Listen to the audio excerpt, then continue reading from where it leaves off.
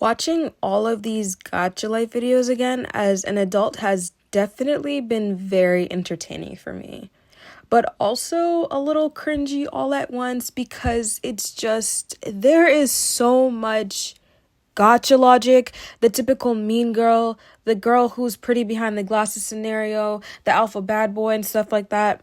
But what really makes a Gacha Life video so special? Well, you're about to see here in this video. Today, I'm going to be ranking my personal favorite Gacha-Tubers back in the day, and brace yourselves, there's many. Also, these aren't in any order, by the way. Sorry, they all gush my heart too much. I love all of these guys. They are amazing. Also, I need to add a trigger warning because in this video, I go through very sensitive, tough, and heavy topics revolving around it's Gacha Life, and that's so weird for me to mention because it's Gacha Life. But to those who are new and unfamiliar with what Gacha is as a whole, it's not new for something as controversial and insensitive as is to appear within the community. And I'm talking mostly back to Gacha Heat, because we're not going to pretend like that didn't exist. But this is your last warning, so please click away now. Oh, and also please make sure to check out my personalized gacha playlist I've made dedicated to the community. Link is down below. Anyways, starting off with number 1, I feel like it was very right to conclude LilyTrescotMSP because she is not only a part of the gacha community and made such an impact there. No, she was also a part of MSP. You can tell by her name. She was also a really big MSP YouTuber back in the day. If I'm being totally honest with you, I found her content of MSP to be quite boring because she only did social experiments while I was glazing MSP series and the music videos. I think she tried making a series back in the day too called Can't Blame a Girl for Trying. Also, I didn't even know that Sabrina Carpenter actually sings that song. Who knew I was singing and quoting Sabrina for that long? But Lily sure did prove me wrong when Gacha Life popularity hit. I was probably watching like 70 different movies from this one creator out of boredom each day, and they were actually really good. I vividly remember this one story where she was introducing this pretend family she made up. It was a part of the story, and she talks about the family never being the same if one or the other was apart from each other. You know what I mean? Like, if the dad was missing, then it wouldn't be the same. If the mom was missing, wouldn't be the same. Sister, brother, wouldn't be the same. I just thought it was really deep and cool that she could talk about a family, a pretend family, that deeply. Remembering this other story by Lily, it was about a girl and her mom. I think her mom was a spy agent or something like that, or maybe a gangster. I'm not sure. But the mom was getting a mysteriously large amount of misleading money, and the daughter begins to realize it because she grows up and she's able to read and she sees the money and she's like, what the fuck? Like, she's got a great catalog full of different videos. You'll be full for sure. So it was tough finding a Gacha Life video I actually liked or wanted to watch because if you can tell by the covers, they were all rooted in the same things. And I'm talking about being a love interest or wanting to be. And that's pretty boring. I just didn't think that I needed to really rewatch any of these because my childhood brain says, that's enough. It's time to go. Oh, fun fact, I always thought she made this movie title after the song Ain't My Fault by Laura Larson for some reason. I don't know. Probably because of MSP. Oh well. MSP has had so much influence on me. To be fair to Lily, I gave her the benefit of the doubt and I tried watching the I Hate You Brother story. And I was pretty intrigued for a moment watching this story because siblings named Frankie and Braylon, they lose their parents and then Braylon is stuck to raise his kid's sister while being a minor himself. But when they reunite later in the movie, she dyes her hair to appear more different because she doesn't really want to be associated with her brother. And that meaning she didn't want to look like him either because, spoiler alert, she finds out that he is a millionaire basically and she feels more trapped and abandoned than ever. So she tries to escape to go find answers, but he finds her instead in the most weirdest setting too. Like, why was he right outside the bushes? I could tell this plot was a little lazy because of this moment, and I'm not impressed. Obviously, I think Braylon was 16 when he left Frankie to CFS and she was 9. Obviously, he's not going to look the exact same way at 22, but I'm looking at Braylon and Frankie for a second. How could you guys not tell it was each other from the beginning? What I'm trying to say from this, she only dyed her hair. How did she just become so unrecognizable to you for that long? She just dyed her hair. She didn't change her eye color or anything. And mind you, this nigga isn't even that old. He became a millionaire at 22. How could you not tell this was your sister? Frankie must have loved the privilege that she was in to be keeping up a secret that she already knew about herself and her brother, and also the lifestyle that she was randomly handed to by him. Boy, why don't people be honest right off the bat? I'm your sister. Oh, prove it. I dyed my hair. See? Oh, you are my sister. Like, see? Wasn't that hard? It's just adding more characters to the scene for no reason. The love interest that nobody cared about or asked for.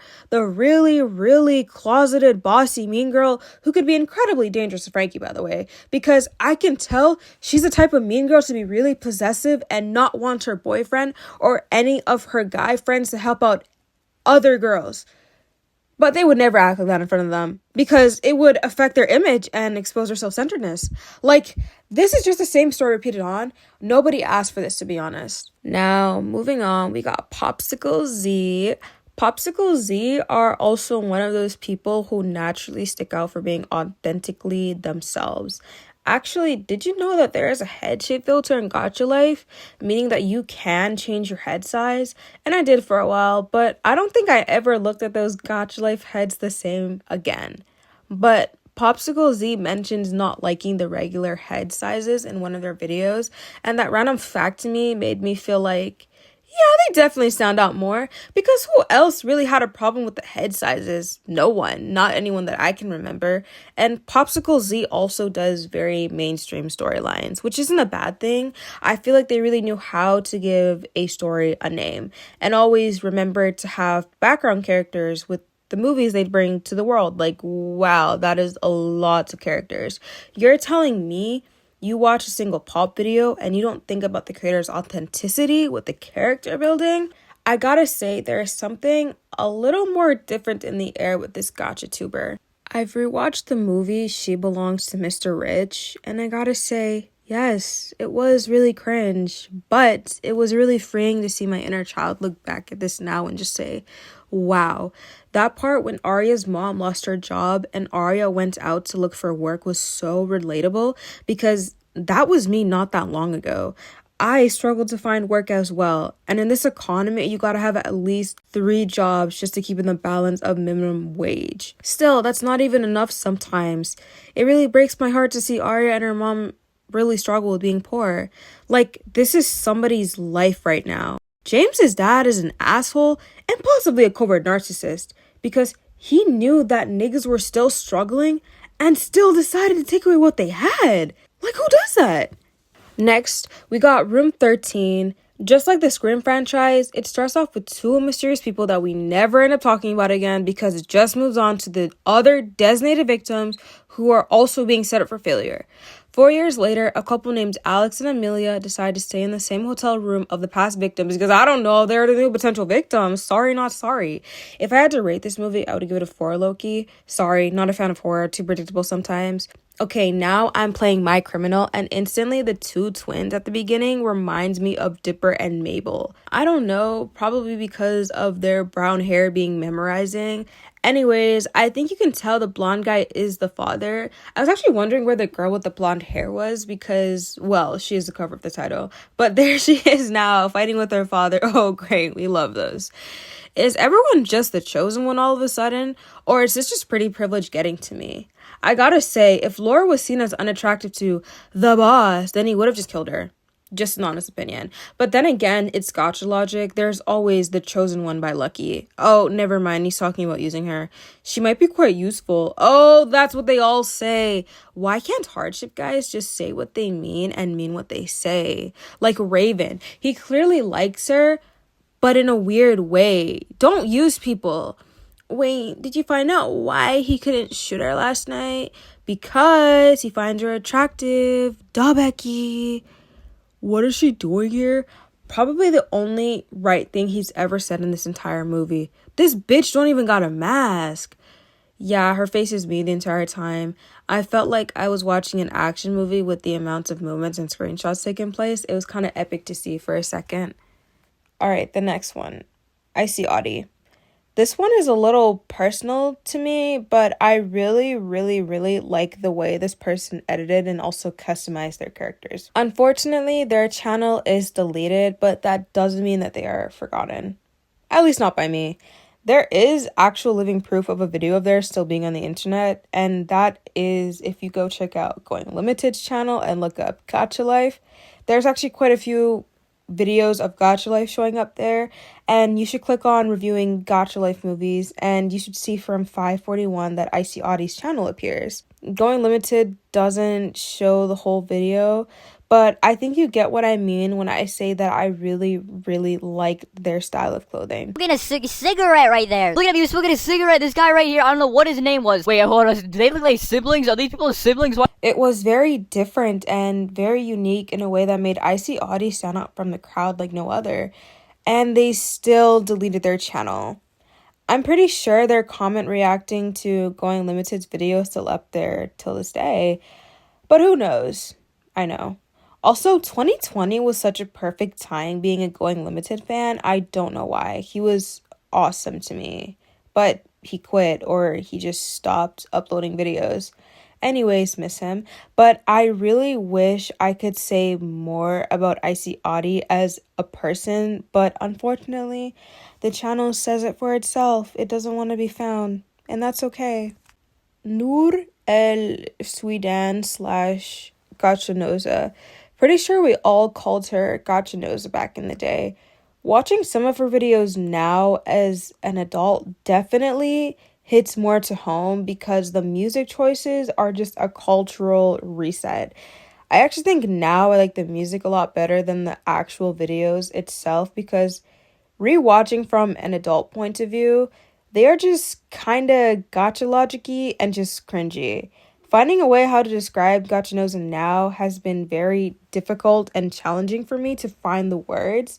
So please, if I worded any of this wrong in any way, please correct me in the comments. I found something that I think I find quite offensive and that I should keep calling out on and spreading awareness anyways, because I don't think a topic like this should ever be joked about, ever.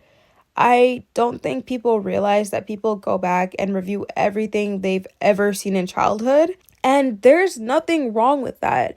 But people grow older and see more of the world. And if you don't think saying a word like that is a problem, then you are the problem. It's people like you who think it's normal to say shit like that and then get away with it no matter how long ago it was. Let me just say, there's no such thing as a perfect being. But saying things like that, you know what you're doing. Maybe not actually, because I don't know Gacha Nosa's age, and I'm not denying the date. It was set a long time ago, but girl, why don't people go back and delete everything? Like, no, seriously, why don't you delete everything? It's been 7 years. The only other time I ever saw something controversial on Gacha Life was during this story I was watching, and it was the spoiled brat child or something like that. So the principal is black in this story and the spoiled brat calls her the N-word. The spoiled brat was causing problems or something. They were outside and it was this background.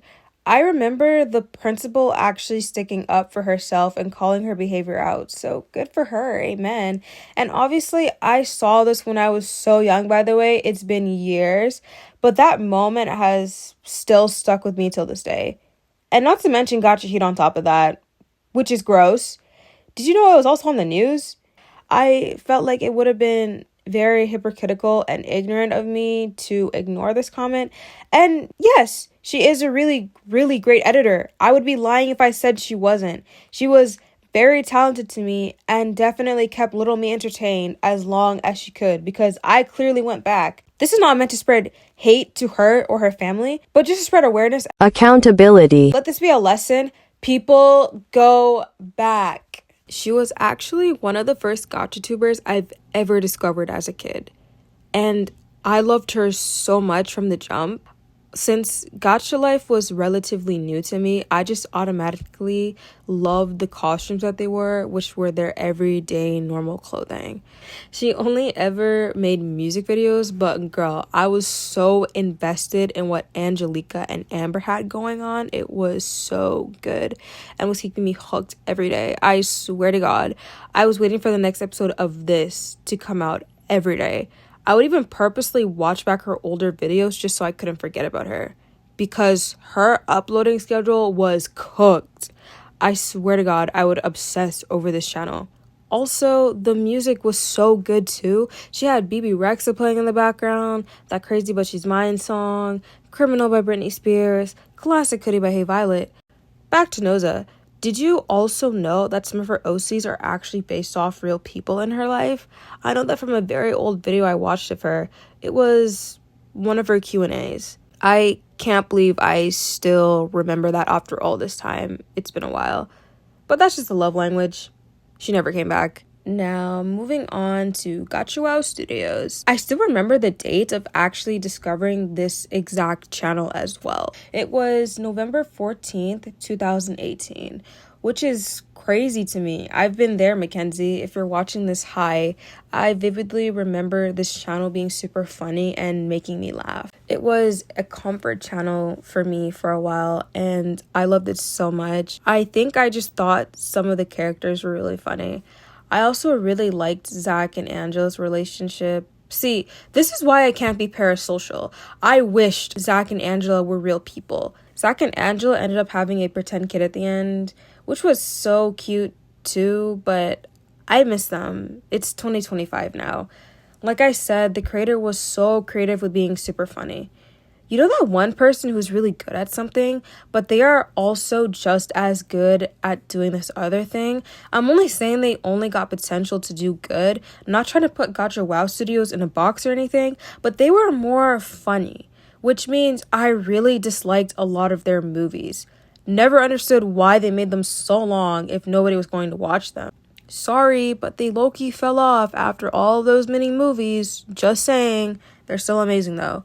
Like, this video was funny as fuck. I really thought I was in some cute dream watching this play out for the first time. It was warm, made me laugh, and very comforting and welcoming. This is the Gacha Wow Studios I know of. Yeah, very Gacha logic-y. I thought Cream Puff was a really cute individual with their ideas of clothing style and even humans and stories too. Cupcake was the first ever Gacha Life video I've ever seen and watched from them, and I've been a fan ever since. I was also in my anime phase around 2019, 2020, and an anime that I was actually really liking at the time called Maid Sama for short, and Cream Puff actually creates a Gacha Life version of the actual anime. Of course, it wasn't the exact same thing, but once I hit play, my heart lit up because I realized the movie that she was showing off to the world was actually a fan-inspired movie based off of my favorite anime, and that just excited me more. I don't think I've ever been more happier. I think I even loved her a lot more just for doing that. It was awesome. I swear, I think I watched that mini movie alone like 3 times. I was obsessed. She's actually like the cutest thing ever. I talk about her like I know her.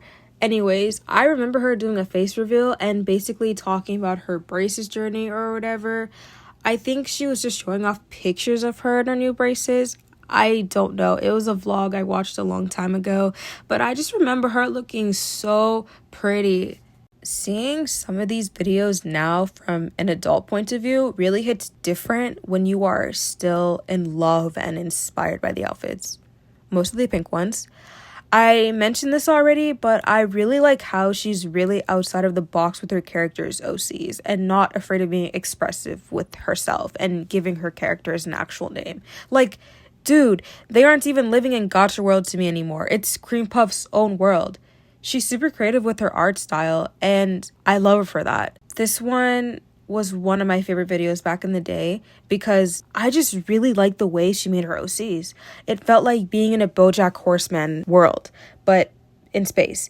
Forgive me if I pronounce this wrong, because I think Seikei and her brother Kazumi are supposed to be little cute aliens. Everything about this little world speaks character, and I'm here for it. Maturing is realizing that Seikei was right all along. She was just being a good friend to this bastard who couldn't even appreciate her or his own self, because his ego couldn't take rejection from a girl.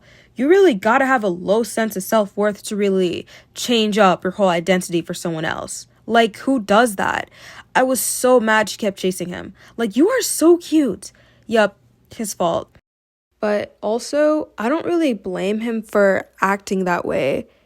He went through a breakup, and I understand how things like that can really change a person. Better or worse, it doesn't matter, it goes each way. So it's not rare for someone to start acting out of character and projecting that negativity towards the people they love, the relationships they have. And when something disfortunate happens in your life, it's probably going to change you. Also, better or worse, especially if you don't already have that sense of self from within. He's still a human being, but I still think Seikei is in the right for leaving him or not being his friend anymore. Because she didn't choose to stay in a toxic relationship. And that's a good change. Good for her. And bless Haruko. For you, bro. Your health matters too. I don't think I gotta say much about this one. It's good, but you get the lemma. It's just a designated love story. And the whole time, the universe finds reasons for them not to be together in the beginning. But then they do end up getting together at the end anyways. So, moving on. Again, like the girls' OCs and the song choice for this one. I hope this one didn't sound too lazy, but it seems like I really did only analyze the looks to the characters. But I guess it was the thing that stood out to me the most. This is manipulation. Hey, did we all go through a weird phase wanting a name that you thought only was supposed to be for boys, but really girls can use it too? Like Dylan, Carter, I've heard of Noah Cyrus as well. I used to really want my name to be Ryan, but spelt like Rayen, so Ryan. Our world should be more gender fluid or name fluid because of shit like this. Like, are you 5? And there we have it, folks. Another lost soul. Alec is clearly using her for XP points because when he gets play, it makes him the ultimate bad boy. But I swear to God, if the roles were reversed and Dylan was the one bribing him, this would be called the worst movie of the century. Without a doubt. I don't know. The lesson I'm getting so far from this, and I know that this is a part of the actual anime itself, but isn't it just teaching people to bribe one another? I mean, I feel like the storyline is already perverted as much as it already is. She's working in a maid cafe, and we all know that girls are always sexualized in anime. Yes, Misa is poor, so is Dylan in this remake. Had to get a job to afford food on the table for their family. It's not the best kind of job in the world, if you ask me. And then a guy. Oh my God. There's always a guy. There is a guy bribing her to do God knows what. Like, did you take what working in a maid cafe was too seriously and decide to play around with the roles so you seem cool, so you could bribe the girl that you clearly like in order to do what you say? That's insecurity, possession, and that's just misogyny hidden in clear sight. Obviously, Takumi and Misa aren't dating in the beginning, so either way, he can't tell her what to do. He doesn't live her life. But the moment he does find out what she does for work, he bribes her. That's already a terrible thing to act on because you kind of already assume that this is what she usually is doing in there. And that's objectifying. I understand the concept of this whole thing. He likes her at the end or the beginning in the most perverted way ever. If that person was truly into Misa, wouldn't he not like the idea of her being a maid in a maid cafe, serving literal grown men who could try and follow her home or any of the other girls at any given moment? Like, is that not concerning to you? Why didn't he just ask her why she decided to work there? I would have been asking questions too. Like, hands down, are you okay? I was rooting for her until she decided to give him the benefit of the doubt. Like, why? You were doing so good, mama. I wish there was more to it with some of these stories. Some of them were a little scrappy because, yes, most of them were the cliche love stories, but the characters and the outfits rule. I think only one thing was more focused on than the other, if you know what I mean. Alright, honorable mentions before number 1. Daily Potato. They're the thumbnail, and I thought it would be kind of wrong to not include them in this fantastic video. Sure, they kind of quit once I was really invested in watching gacha videos, but that doesn't mean I didn't see them around. That twin brother video was one of the first and probably one of the only videos I ever watched from them. I actually wished I had a twin brother to annoy after watching that movie. Next, we got Yokø, the best Kardashian skip maker of all time. Duh. She's the reason I even got into Jane the Virgin while it was still on Netflix back in the day. Still one of my favorite shows. I'm still Team Michael and Team Jane instead.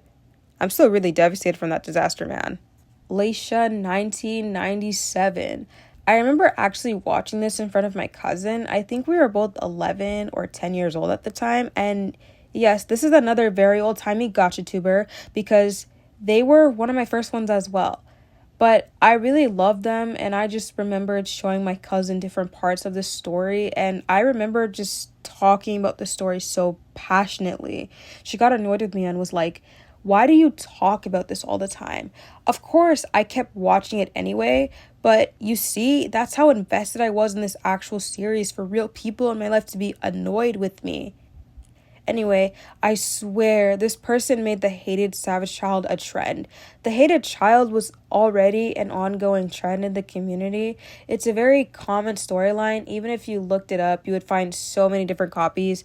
But this storyline was so much more different than the rest because the hated child was still hated, but chose not to be a victim, which I loved so much because they chose to still stand up for themselves and didn't kill themselves doing it. Oh my god, I'm gonna sob. This person knew who they were and kept it simple and straight with everybody around them. They let everyone know that they were in charge and that they were the boss.